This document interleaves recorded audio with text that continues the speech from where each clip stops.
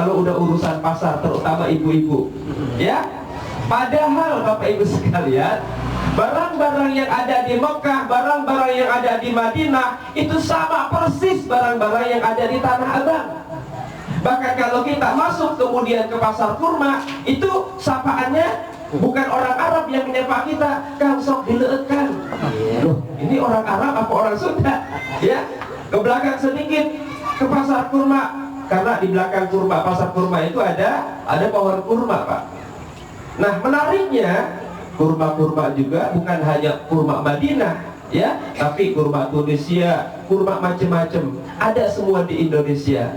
Makanya kalau ada orang berangkat umroh, berangkat haji, ya, susah-susah beli kurma di sana, berat lagi bawaannya, mendingan pesan aja Kang Nanda, sebelum 2 hari pulang telepon orang rumah, tolong beliin kurma di Tanah Abang 6 kilo cukup, udah. Ya kan? Toh pada akhirnya nanti orang kan nggak tahu kalau ini belinya di Tanah Abang, sebab sama Kang Nanda, rasanya sama, ya. Cuma bedanya bangga doang bawa dari Mekah.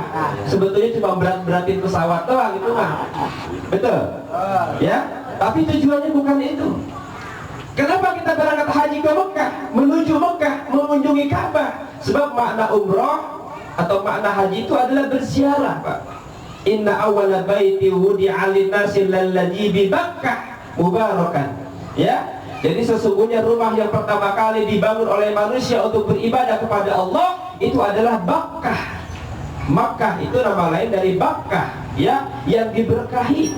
Ternyata dalam literatur sejarah saya pernah baca, rumah yang pertama kali dibangun manusia untuk beribadah itu adalah Ka'bah Baitullah. Tanah yang pertama kali diciptakan oleh Allah itu dekat dengan wilayah Ka'bah. Jadi sejalan dengan proses ciptaan manusia, rumah pertama kali dibangun oleh Allah adalah Ka'bah. Tanah yang pertama kali, bumi yang pertama kali diciptakan oleh Allah dekat wilayah Ka'bah. Dan manusia adalah makhluk yang diciptakan oleh Allah dari tanah. Maka datang ke Ka'bah, mengunjungi tanah suci, itu sebetulnya adalah refleksi dari proses ciptaan kita. Tanah ketemu tanah, betul. Makanya tanah ketemu tanah, emosinya dekat. Nggak ada orang yang melihat Ka'bah nggak nangis, Pak. Selalu nangis, nggak tahu nangis mikirin apa. Ya, ada yang nangis karena haru, subhanallah, Ka'bah begitu luar biasa pesonanya. Ada yang nangis sampai di situ mungkin mikirin pulang, ya. Setelah pulang nanti banyak yang datang, utangnya belum kebayar, macam-macam. Ya. Nah, tanah yang pertama kali diciptakan oleh Allah, bumi yang pertama kali diciptakan oleh Allah itu dekat dengan wilayah Ka'bah. Subhanallah, datang ke sana, bertemu satu emosi, menangis atas kesadaran diri bahwa kalau kita kembali menjadi tanah. Betul. Kita ini kan jadi tanah semua nih nanti nih, ya.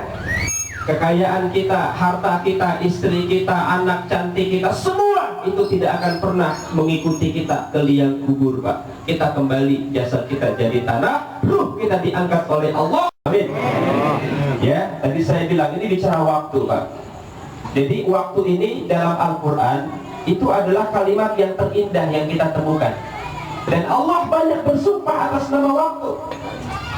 Lihat misalnya wan laili, demi malam, wan nahari, demi siang, ya.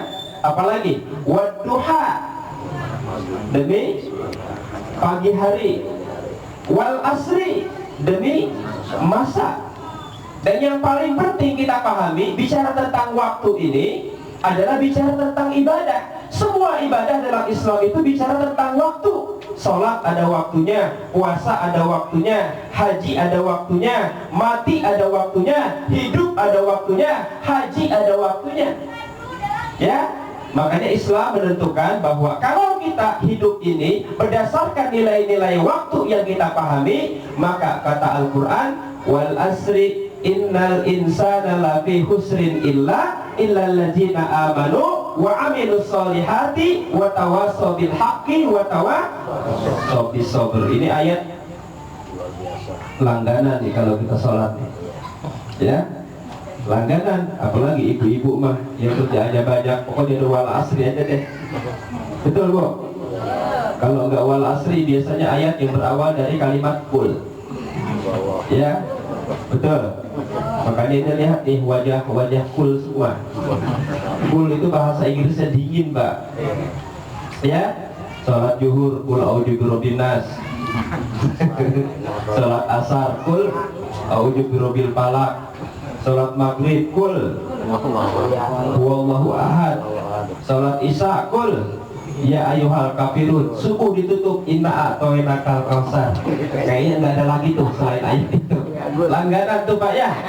Iris Pak kuping saya Pak kalau ibu nggak baca itu. Ya, nggak ada yang baca surah Yasin dari pertama sampai habis itu sholat. Ya, apalagi Al-Baqarah mah panjangan dikit. Ya, pokoknya udah full aja lah judulnya.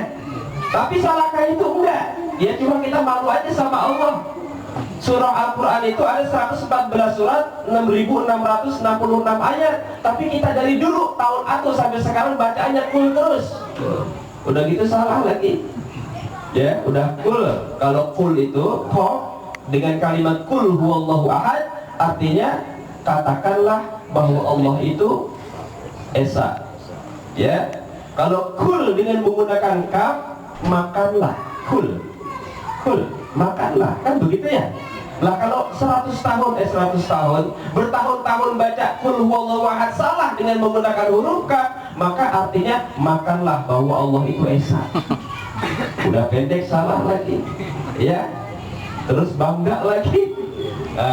Makanya pergi haji ini bukan hanya sekedar jalan-jalan, tapi berdimensi waktu yang perlu kita pahami. Nah, buat Kang Nanda ini, ya, ada 4 hal yang perlu kita persiapkan. Dan ini juga persiapan secara keseluruhan dalam konteks kehidupan.